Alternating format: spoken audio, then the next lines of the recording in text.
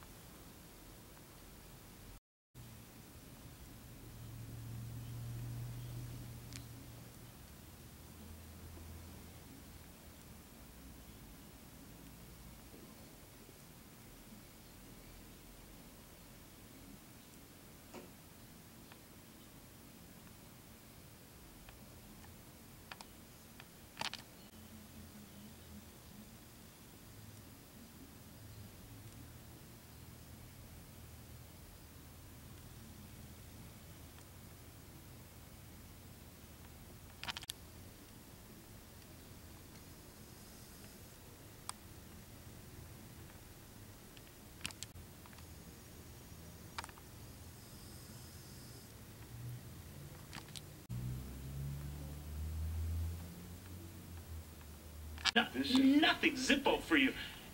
That candidate would get murdered.